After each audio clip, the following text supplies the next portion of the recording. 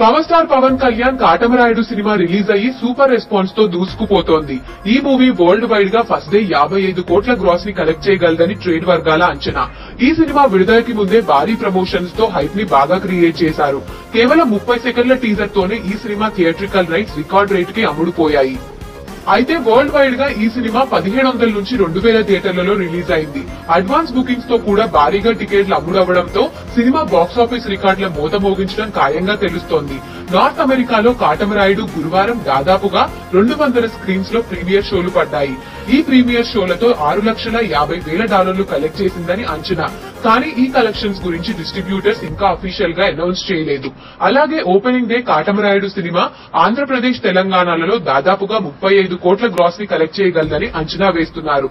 అట్లాగే కర్ణాటక తమిళనాడులో కూడా కాటమరాయుడుకి సూపర్ రెస్పాన్స్ వస్తుండటంతో అక్కడ కూడా ఓపెనింగ్ డే 20 కోట్ల గ్రాస్ ని కలెక్ట్ చేయగలదని ట్రేడ్ వర్గాల అంచనా. పవర్ స్టార్ కెరియర్ లోనే గత సంవత్సరంలో వచ్చిన Sardar Gabbar Singh cinema first day 40 కోట్ల గ్రాస్ ని కలెక్ట్ చేసింది. అయితే ఇప్పుడు కాటమరాయుడు సినిమా 55 కోట్ల గ్రాస్ ని కలెక్ట్ చేసి ఖైదీ నంబర్ 150 రికార్డ్ ని బ్రేక్ చేస్తుందని ట్రేడ్ వర్గాల నుంచి సమాచారం. మరిన్ని టాలీవుడ్ లేటెస్ట్ అప్డేట్స్ కోసం మా ఛానల్ ని సబ్స్క్రైబ్ చేయండి.